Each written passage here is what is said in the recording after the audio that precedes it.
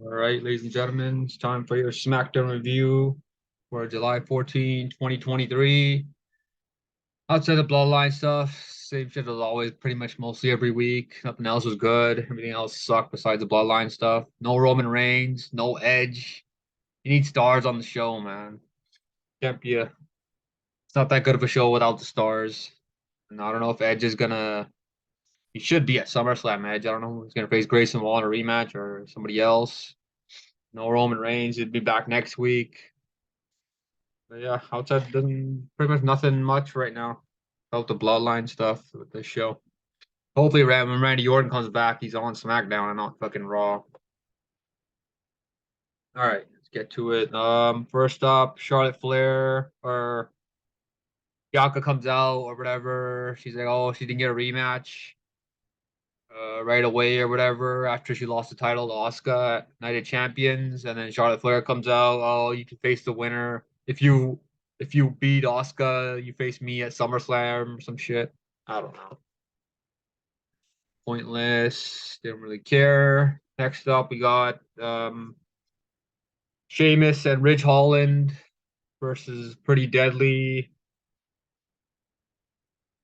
Sheamus, he got hit with the neck breaker, then he kicked out.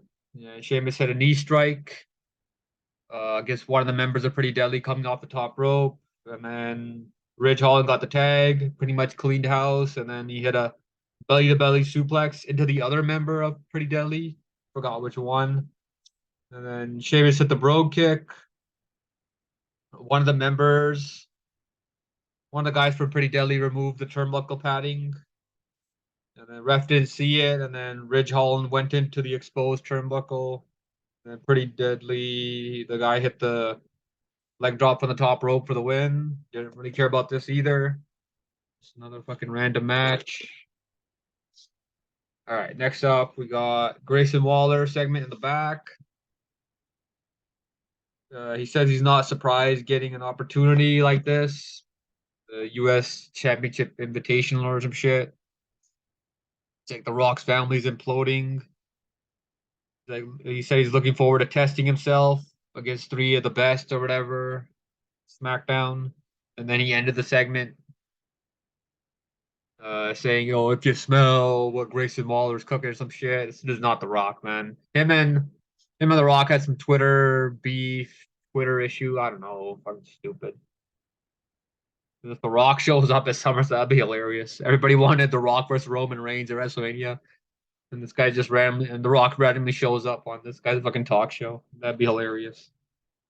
Don't really care about Grayson Waller either. He's just an Australian version of fucking Miz. Just be real. All right, next up we got Bailey versus Vega, Zelina Vega. Bailey wins after the match, right there on the screen. Shotzi pops up or whatever. It's a vignette. So a couple of weeks ago, Bailey and Io Sky, I think Bailey was the one that cut her hair, and now during this vignette, whatever, Shotzi like shaved her head or some shit. So now she looks like a guy with the guy haircut or some shit. Gonna turn into like a psycho or a fucking stalker or some shit. You can start stalking Bailey like back in the day when DDP Diamond Dallas Page was stalking the Undertaker's wife and shit. So random, you know, kind of dumb. So this is gonna be the reason that Shotzi's gonna feud with Bailey. She cut her hair. She shaved her own fucking head. This is hilarious, man. All right, whatever. Let's get best stuff of the night. All right. So Jey Uso comes out. Let's go, Uso. He says, me and Jimmy, we inseparable. Us being twins, a lot of the guys that are brothers, but us being twins, that makes us special. If he's hurt, I'm hurt too, Uso. If he's sad, I'm sad. If I'm happy, he's happy. I'm doing that during that segment. Like, I respect grandmothers, uncles, moms, aunts, dads, nieces, nephews, Uso. Solo, I'm gonna spank you like I did last week, little brother. And then he says, Boys, man, you've been puppeteering my family for over 40 years. All that stops right here. You look at the real head of the table. Oh shit! Why would he say that? You're looking at the real tribal chief. Main event Jey Uso now. And then Paul Heyman and Sol Sikoa come out. Solo is here, or Paul's got the mic. He says Solo is here to enforce the peace. We're gonna step in that ring and have a conversation. Not gonna hit each other or whatever. It's worked this way long before you were born. It's handed down from Alpha and Sika to their father, and then their father, and then yada yada, etc. I kept going and going. Like next week, you and Roman will go face to face, discuss rules of engagement. You're angry. You want to manifest for Jimmy. You're sounding like the tribal chief every single day. Solo, you're right. He has no self-awareness. He doesn't understand. You don't have the conscience to be the right-hand man. What happened to Jimmy is all your fault. You rose up against the tribal chief. You rose up against Roman Reigns, Jimmy, and then he starts yelling for Jimmy or whatever. He's like looking to the screen, wherever Jimmy's watching, talking to him. Jimmy, you want to know why you're in the hospital? It's all because of Jey Uso. I don't know how you can forgive yourself. I don't know how Jimmy can forgive you. Your father will, and he looks at Jey now. Your father will never forgive you. Your mother will never forgive you. I love you, and Jimmy, Roman will never forgive you. And then Solo puts his hand out because he wants the mic. And then Paul Heyman gives him the mic.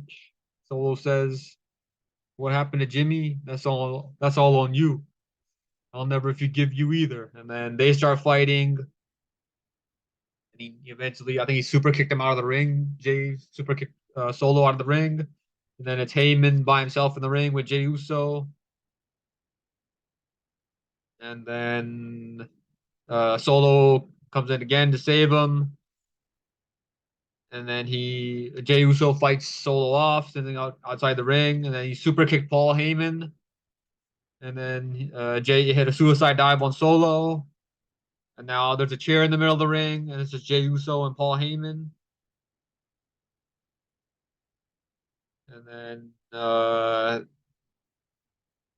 happened next. Okay, so he's about to hit Paul Heyman with the cheese. It looks like he's gonna pick up the chair, and then Solo takes a hit again, and then that gives Paul the opportunity to get out the ring and get away. So just good advancing of the storyline.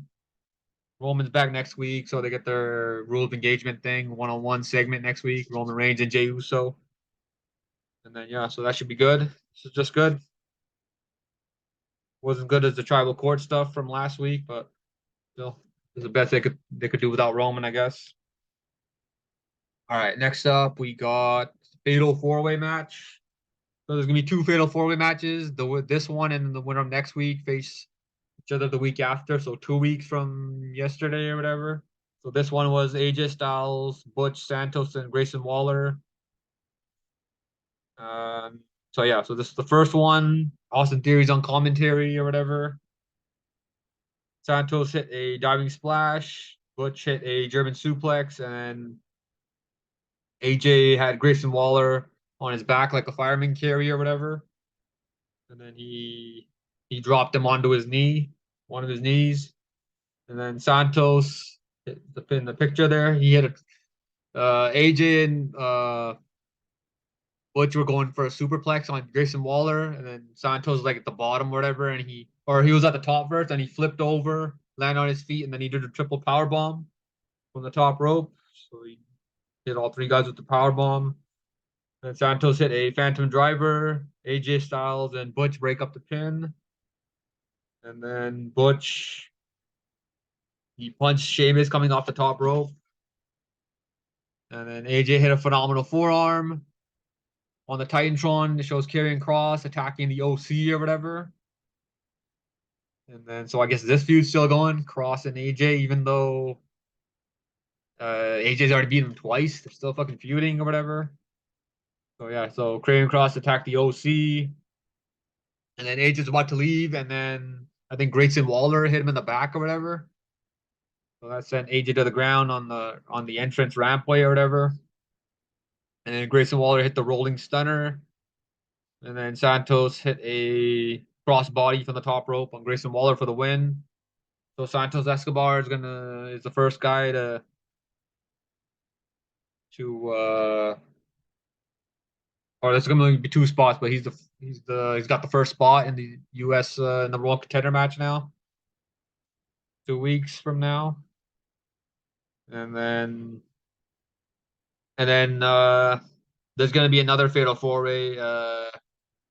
Santos is gonna face the winner of Rey Mysterio, Sheamus, who's the third guy? LA Knight and God, who was the other one? Sheamus, Rey Mysterio, LA Knight. Was it Rich? No, it wasn't Rich Holland. Hold on, I gotta look this up. I remembered.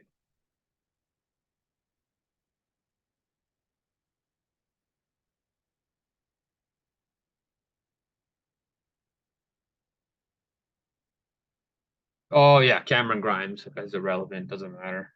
Yeah, so that was the fourth guy. So yeah, it's probably gonna be LA Knight versus Santos Escobar 2 weeks from now. All right, next up we got Street Profits and Bobby Lashley. Where's Bobby Lashley been, man? So Street Profits are waiting for a limo in the back in the parking lot, I'm guessing. And then a limo rolls up, and Bobby Lashley pops out.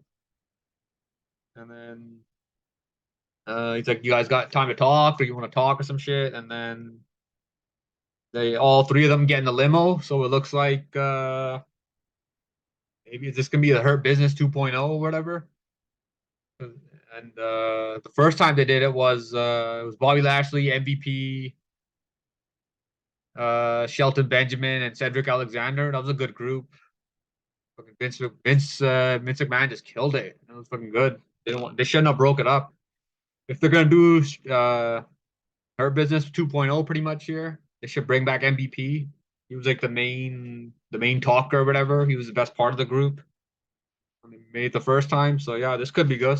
I like this, but it's only like 20 seconds, 10, 15, 20 seconds this segment. And then they just left in the limo. So yeah, see what happens there. Hopefully these guys don't disappear and it's like nothing. Yeah, but hopefully it's turned something good. All right, next up, we got LA Knight. Yeah. He showed up for about a minute.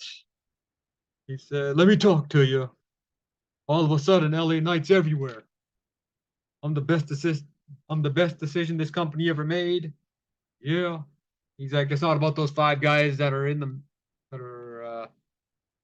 competing for the U.S. title. It's that I'm in it.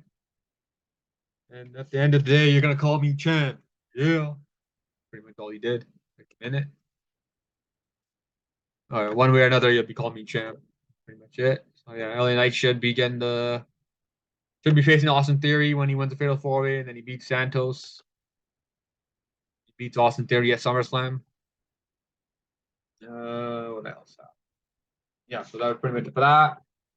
And then we had Bianca Belair versus Asuka for the women's title. So during the match, you had Bailey, Io Sky, and Charlotte Flair. They all showed up in the fucking like they're in the crowd or whatever with like their tickets for the show. Makes no sense. Why do you need Charlotte Flair had a segment in the beginning, so she was already in the arena, and then Io Sky and Bailey had a match, and Io Sky was with her. Why do you need another ticket? Makes no sense. You need another ticket to access the fucking building. When you're already in the building. Makes no fucking sense, man. This was straight up Comedy Central. This wasn't really about the match. It was the build of the fucking triple threat that's gonna happen. What was it? Bianca pretty much hit a KOD on Asuka on the announce table. And then what's her face? Bailey and Io Sky, they hopped the barricade or whatever. Looks like they're about to interfere and cash in. Io Sky's money in the bank. Charlotte Flair, she comes over the barricade, whatever. She hits a big kick. What did she kick?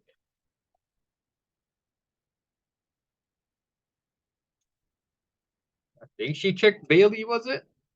Oh, I can't fucking remember. I think she kicked Bailey, and then Charlotte Flair's telling, "Oh, Bianca, I'm trying to help you, whatever." And then Io Sky's in the middle, and then Charlotte Flair accidentally spears Bianca. Io Sky got out the way, and then this gives a chance for Io Sky to try to cash in. And then Oscar pretty much or Bailey had the briefcase or whatever, money in the bank, and then Oscar spit the blue mist into fucking Bailey's face. You got a picture of that? Oh no, that's after, I think. Oh no, that's it. Pictures. Is that it? Should have a picture of the blue mist. Oh, that was it. She just stood there. Oh, that's the after effect, I guess. So yeah, and then Oscar ran away and shit. So that was pretty much it for SmackDown. Roman Reigns is back next week, and then who else was there? Oh yeah, and hopefully Edge is back next week, but I don't think so. He wasn't advertised, but maybe pops up a surprise appearance, some shit. And then yeah, we'll see what happens with Street Profits and Bobby Lashley and fucking LA Knight, the Fatal 4-Way next week. Should win. Should easily win. And then what was the other thing? Oh yeah, Roman Reigns and Jey Uso are gonna have the rules of engagement segment, one-on-one segment. So yeah. That's pretty much it for SmackDowns. See ya.